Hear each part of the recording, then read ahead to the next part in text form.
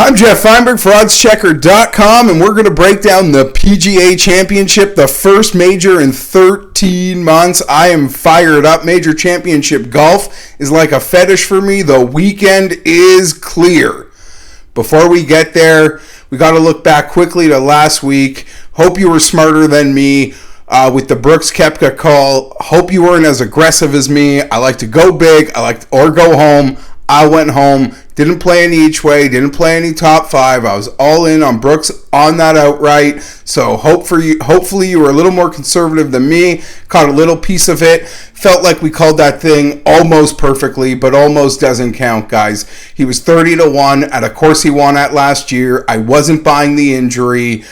He's 10-1, 12-1 to win a PGA Championship today at a significantly harder course against a significantly harder field. Last week was a perfect opportunity.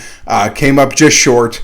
What can you do when players like Justin Thomas get in one of those zones? You just have to accept the pain that comes with outright golf wagering. But it's a major week. Harding Park, San Francisco.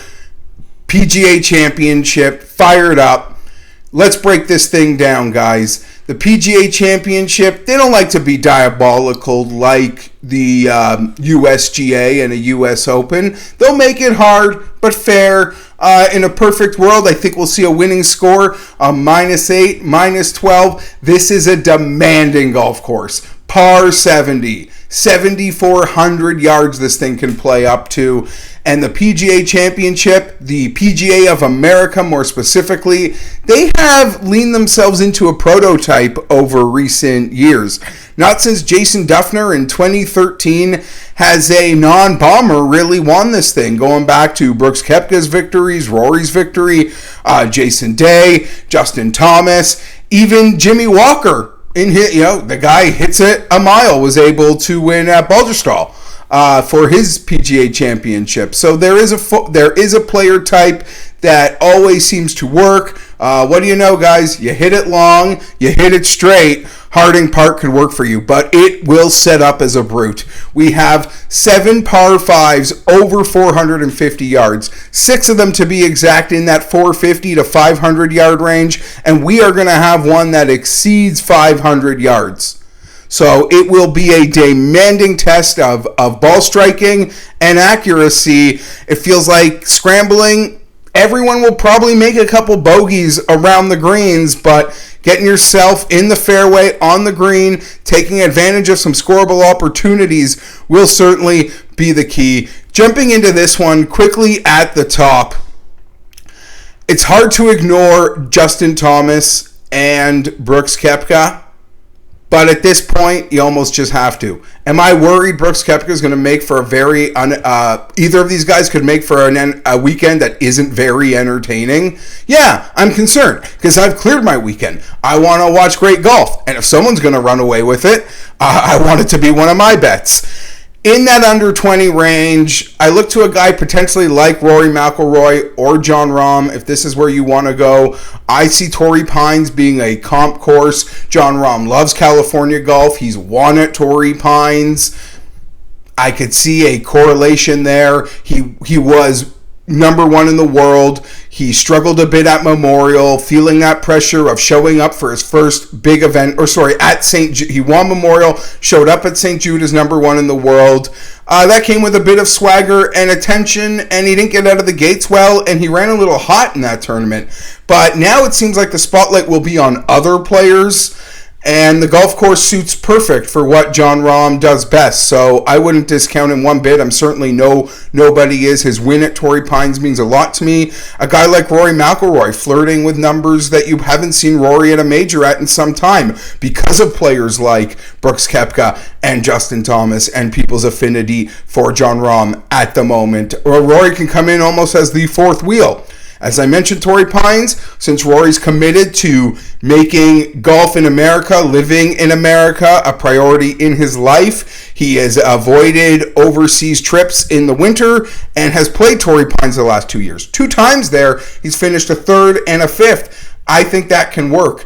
But again, these are ranges of the board I am not going to be at. Full disclosure, I absolutely love Oddschecker.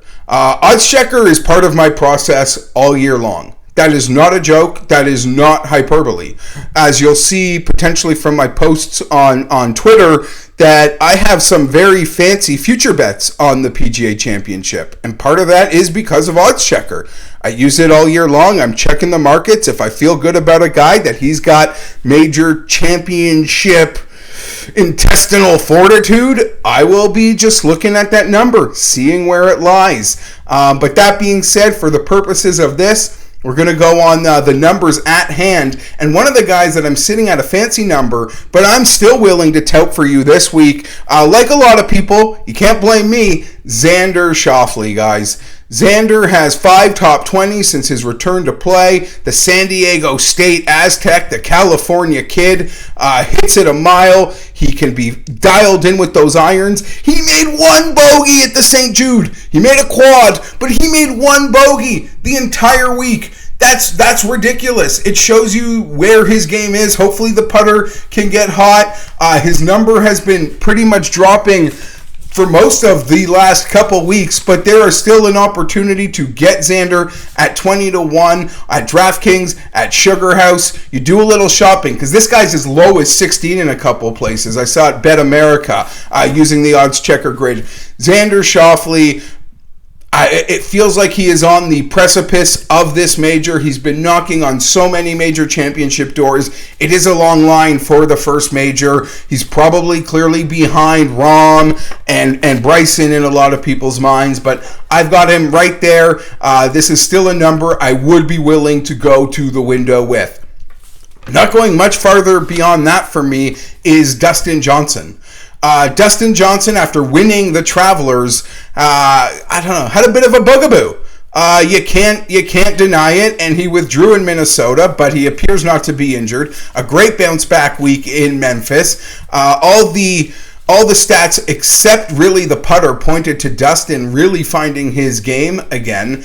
On a California golf course, 22-1 is the high water mark that I am in on Dustin Johnson. You could get that at 365 at 88 Sport. But beware, because there are some 18s out there, and you always want the best number. There's a finite amount of players in the world who can do what Dustin Johnson does. That's set up perfectly for a course like this. So I'll take him as double of the number than some of the guys at the very top. As an American audience, we can appreciate this, and I said it before, Dustin won Travelers. There are many times to me, Dustin Johnson is almost like the Aaron Rodgers of the PGA Tour. At a point in time, not too long ago, we thought he was the best in the game. We only have 1 major championship, 1 Super Bowl. We demand more. That's clearly the case. But in the last couple years, cooler, sexier guys have sort of shown up. Brooks Koepka with his big win, swagger. Rory Mcilroy, Jon Rahm, Justin Thomas, Bryson DeChambeau. Now, like, people want to say Dustin Johnson's the 5th or 6th best golfer in the world. Okay, that's fine. Just like Lamar Jackson, Patrick Mahomes, Deshaun Watson, Russell Wilson. Now all of a sudden Aaron Rodgers, the 5th best quarterback in the world? I don't know. Okay, that's fine. Give me the big game. Give me the moment. I'll go to the window with Dustin. 22-1. All the stats point to he sort of fixed what was ailing him the last couple weeks before the St. Jude. And Dustin historically has a great track record of riding the form, which made those 80s so bizarre. What I want to say that he struggled out of his win, but we're back in California, and I'm ready to back Dustin Johnson, and I got no qualms about it. That tall glass of water, we're going to have a ticket on Sunday. Little farther down the board, not too far, it's a major championship, guys. Big boys are going to win it. Collin Morikawa. Is this a big ask? Is this a big ask to win a major before 24 years old? The superstars of the game do that. And I don't really expect any player on the planet to be able to win a major that quickly. But I'm going to the window with Morikawa this week. This is one you should shop. It can come in as short as 28-1, but there are plenty of 33-1s out there. Bet365 has the 33-1.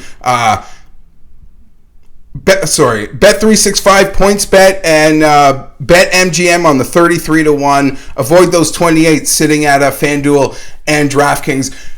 Collin Morikawa might not hit it as long as the first two players I have mentioned, but his long irons will make up for absolutely anything that driving distance will lack. But his accuracy for always being in the fairway and being able to hit those long irons make him a perfect player for this course. Did I mention the Cali kid? Perfect. He knows Harding Park maybe than anybody. He went to Cal, has a bit of an affinity for this golf course, more so than probably any player under that 40-1 mark. Outside of Rory, I mentioned those kind Rory stats at Torrey Pines. Let's not forget he won the match play here. So Rory comes in sneaky. We're waiting for him to roar, but I'm going to Collin Morikawa this week, guys.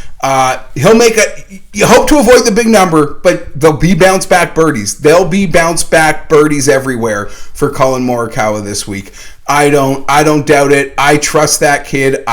You see a major champion within him. Maybe we're trying to call it a little too early, but he feels so primed for the moment.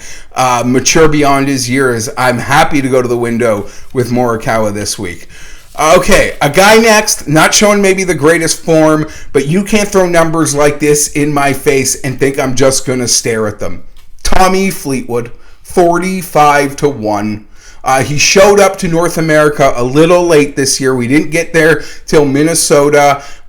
Struggled a bit at the 3M. He didn't exactly play great in Memphis at the St. Jude. So I'm working against a couple things that pre-WGC historically, which up until last year was always the Bridgestone, and a solid correlation in performance at the WGC to how one might play at the PGA Championship next week. But I sort of feel like Tommy's had this in his mind the whole time when he set his schedule. Would use Minnesota as a tune-up, would use FedEx St. Jude as a warm-up, and be prime. The guy loves major championship golf. You can laugh at his ability to close. I'm not there yet. This guy has won some of the biggest tournaments in Europe, friends. Fleetwood, you shop this one because there's as low as 33-1 on PointsBet, 45-1 on Unibet, MGM Sport, 888 Sport. So I am all in. Bet MGM, 888 Sport. So many bucks. There's so many places to shop. There's so many stores. You got to pay attention to all of them. That's sort of my point here, guys. Tommy Fleetwood's going to win. I'm hoping I'm holding that 45 and not the 33 because it's a big enough ask to begin with. I better get paid as much as the books want to shell out. I believe in Tommy Fleetwood. I think this number is too high. He's got major championship moxie. You post a number like that, again, I ain't going to stare at it. I'm going to bite. And I did. Fired on it at the window. One more, I'm going to talk about the importance of Oddschecker right here, and I'm not even going to reference a player I'm betting, but a former number one player in the world is sitting at 75-1 on one book and 40 on another. His name is Justin Rose. Am I betting Justin Rose? No. But will I besmirch any Justin Rose wager? Absolutely not. A lot has been made over some struggles in the last couple weeks, and he didn't even go to Memphis. But the Justin Rose that I sometimes like to make fun of for, just that Morgan Stanley hat and trying to look cooler than I think he actually is sometimes because we've known him since he was such a young guy that, in my opinion, you don't just become cool at 40, but he's trying to give this new image. One thing that I'm certain about Justin Rose, and I've heard firsthand from people who work inside those tailor-made labs, is no one outside of Tiger Woods is more finicky about equipment and setup than Justin Rose. This guy spent a week, didn't go to FedEx St. Jude, didn't take a free payday. He went into a lab and I think worked on everything he needs. He's won at Torrey Pines, a former number one in the world. If my cards weren't kind of complete with some pre-bets from, months ago with the futures, thanks to using those Oddschecker grids, this could be a guy I'd be happily betting this week. If it blows up in your face, who cares? I mean, not who cares, but 75-1, that is worth a chance. Again, Justin Rose, 75-1. You can get that one at FanDuel. It's as low as 40. So I can't not acknowledge that and just surfing the Oddschecker grid, that stuck out to me as much as anything. So I wanted to share that one with you, even though it's something I won't be on. Stay tuned, guys. Tomorrow I'll be dropping another video. We'll look at some other parts of the board. Last week I was able to hit a Louis top 10, salvage a little bit everything, but I went big and I went home on Brooks, and I'm worried he's going to ruin my weekend this week. Perfect, to be perfectly honest. Hope you enjoyed. Thanks again. Stay tuned tomorrow. More of me on Oddschecker throughout the year, guys. All the best.